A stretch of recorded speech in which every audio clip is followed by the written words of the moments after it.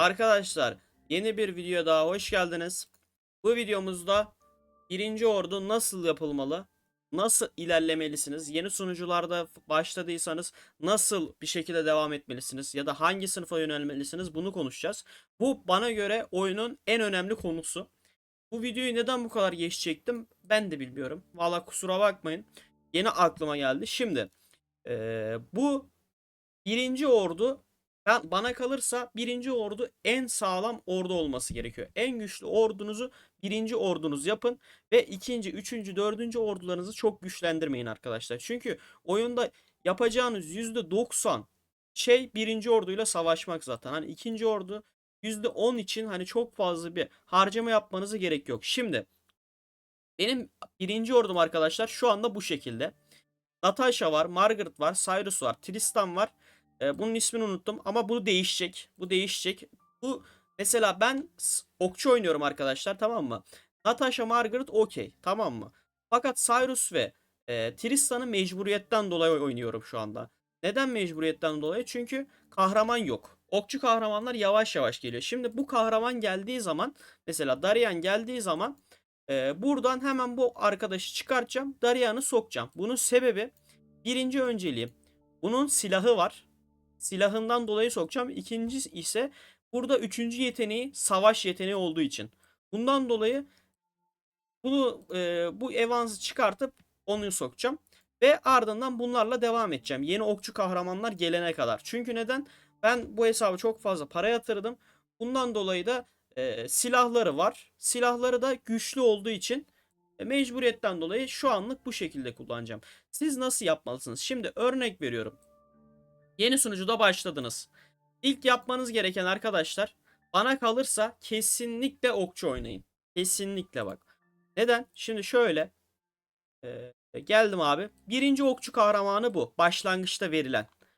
Ardından ikinci okçu kahraman nerede görebiliyor muyum? Şu ve şu. Şu üçü veriliyor zaten birinci sezonda, tamam mı dostlar? Bu üçünü yükseltiyorsunuz. Ardından bunu ve mesela örnek veriyorum bunu. Bu mor kahramanları hani 5 yıldız yapmak zaten kolay. Bunları 5 yıldız yapıp bu şekilde kullanacaksınız arkadaşlar. Ve burada önemli olan, en önemlisi Natasha arkadaşlar. Haberiniz olsun. Tamam mı? Natasha çok önemli. Savaş kahramanı olduğu için. Natasha önemli. Fakat yan taraftan mesela bu kahraman, mesela beceri, bunu da örnek veriyorum. Ben 5 yıldız yapmanızı tavsiye etmem, çok para yatırmıyorsanız. Eğer elinizde evrensel bu olsa yapın. Ama yok, fazla yoksa yapmayın arkadaşlar. Yaparsanız da bakın buradan %30 inşaat hızı kazanıyorsunuz. Bu da bayağı değerli. Ayrıca bunu da isterseniz yapabilirsiniz. Buradan da mesela günlük, ya bu çok önemli değil. Modifiye araç beceri hasarı %500 falan artıyor ama çok da önemli değil arkadaşlar bu. Fakat dediğim gibi Natasha çok önemli. Başlangıç için okçularda bu şekilde başlamanız gerekiyor arkadaşlar. Biniciye geçtiğim zaman, binicide Cyrus veriliyor muydu? Cyrus veriliyor. Cyrus veriliyor.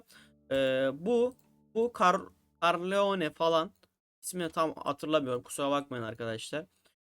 Bu ve şu da olabilir. Şu şekilde. Biniciler için bu şekilde olabilir. Tamam mı? Burada da önem vermeniz gereken Cyrus olacak. Çünkü Cyrus yine savaş kahramanı. Queen ve Carleone yani biraz savaş kahramanı değil kısacası. Fakat Queen'i yükseltirseniz ittifak puanı kazanma olasılığınız bayağı yükseliyor. 5 yıldız yaparsanız haberiniz olsun. Bu şekilde kullanabilirsiniz.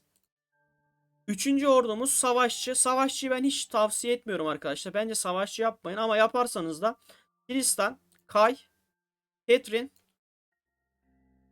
ve ondan sonra Fahat ve Batya. Barnet çok önemli değil. Ee, Burada da Tristan önemli arkadaşlar. Tristan savaş kahramanı olduğu için Tristan önemli. Tristan'ı yükseltmelisiniz. Şimdi burada ya sınıflar farklı olsa da hani kahramanlar birbirine benziyor. Mesela savaşçı da Tristan, okçu da mesela Natasha, binici de Cyrus. Şimdi örnek veriyorum. Biz savaşçı oynuyoruz diyelim. Arkadaşlar şimdi birinci sezonda bu şekilde başlayacaksınız, tamam mı? İkinci sezonda size Francis gelecek. Francis geldiği zaman mesela bir tane mor kahraman çıkartıyorsunuz. Tak, Francis'i koyuyorsunuz, tamam mı? Olay bu şekilde. Ondan sonra Üçüncü sezon geldiği zaman buradan tak Fahad'ı çıkartıyorsunuz arkadaşlar. Mesela üçüncü sezon kahramanı Lan geldi. Bu şekilde oynuyorsunuz arkadaşlar. Sonrasında dördüncü sezon kahramanı geldiği zaman da bu sefer de Catelyn'i çıkartıyorsunuz. Mesela örnek veriyorum, Kayda olur, Catelyn de olur. İkisi de işlevsiz aslında bana kalırsa. Bu sefer o yeni gelen kahramanı sokacaksınız. Ve en son 5. kahramanla geldiği zaman Kay'ı da çıkartıyorsunuz arkadaşlar. Buraya yeni kahramanları koyuyorsunuz. Üçlü bu şekilde oluyor. Yani toplamda hani kullanacağınız kapasite bu şekilde olması lazım arkadaşlar sizin. Ve özellikle bir sınıf seçeceksiniz. Mesela savaşçı seçeceksiniz. Savaşçı kompu oynayacaksınız arkadaşlar. Ya da okçu seçeceksiniz. Okçu kompu oynayacaksınız. Aynı dediğim gibi. Buradan mesela bunu çıkarttım. Bunları çıkarttım, örnek veriyorum. Böyle. Ya eğer çok para yatırmıyorsanız mesela. Hani ben mesela şu anda böyle oynamamın sebebi arkadaşlar, benim bu kahramanların silahlarını aldım.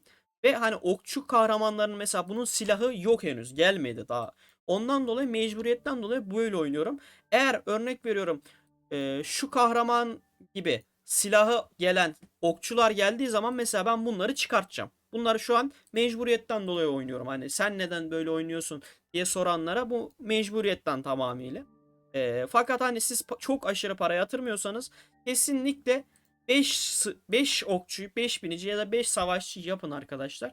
Ve eğer paket alıyorsanız da kesinlikle almanız gerekenler arkadaşlar, kendi sınıfınızın, yani mesela örnek veriyorum, okçu oynuyorsanız Natasha'nın, Margaret'ın silahlarını alın arkadaşlar.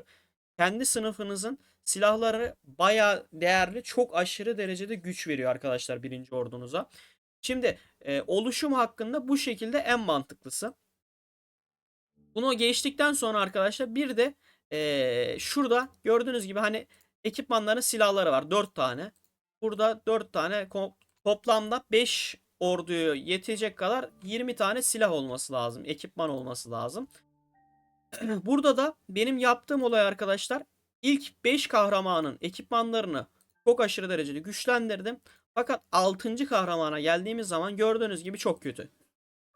Aşırı derecede az yatırdım. Mesela hani malzemem yok mu? Mesela bakıyorsun 1,2 milyon kristalim var. Örnek veriyorum. Ya da hani çekirdeğe bakalım.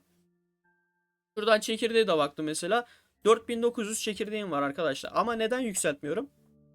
Bunları çünkü ilk 5 kahramana basacağım. Bu ekipman olayı da çok önemli. Yani gidip hepsini yükseltmeye çalışırsanız aşırı derecede geri düşersiniz. Bu hatayı da yapmayın bence. İlk 5 kahramanın ekipmanlarını, yani 20 tane ekipmanı yükseltmek kesinlikle daha iyi.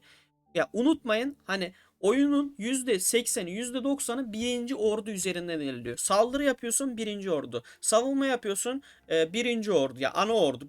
İlk 5 komutan. Örnek veriyorum. Bir yere kale yıkıyorsun. Hani ilk ordun sağlam olduğu sürece, hani ne kadar karşı taraf ilk ordunu yenemiyorsa o zaman o kaleyi yıkarsın mesela, örnek veriyorum. Hani ikinci ordu, üçüncü ordu, dördüncü ordu aşırı yüksek derece. Mesela biz o kadar para yatırdık. Biz bile yapmıyoruz. Ona rağmen hani bizden fazla yatıran aşırı derecede balinalar var mı? Var. Onlar yapabiliyor. Fakat ben tavsiye etmem arkadaşlar. İlk 5 kahraman her zaman bana kalırsa daha iyi. Ekipmanda da ilk 20 arkadaşlar. İlk 20'yi yükseltiyorsunuz. Geriye kalanı bırakıyorsunuz kesinlikle. Onun haricinde başka diyebileceğim bir şey yok. Bu bana kalırsa oyunun en önemli konusu arkadaşlar. Eğer yanlış yapıyorsanız bu şeyde, komutanlarda, özellikle evrenselleriniz ya da ekipmanlarınız, işte kristalleriniz, çekirdeklerinizi yanlış harcıyorsanız kesinlikle bu videodan sonra düzeltin arkadaşlar. Yeni sunucudaysanız özellikle Türk arkadaşlar, Türk sohbete bu videonun bağlantısını gönderin. Türkler olarak hani biraz daha hani oyunu bilinçli oynayalım. Çok daha güzel yerlere gideriz arkadaşlar. Benden size tavsiye. Şimdilik videomuzun sonuna geliyoruz. Ve ayrıca şunu söylemek istiyorum. Her çarşamba günleri akşamı biz hesap inceleme düzeltme yayını yapıyoruz arkadaşlar. Telegram grubumuzdan hesapları belirliyoruz. O yayınımızda da hani hesabın en ince ayrıntısına kadar söylüyoruz. Yapılan hata varsa söylüyoruz.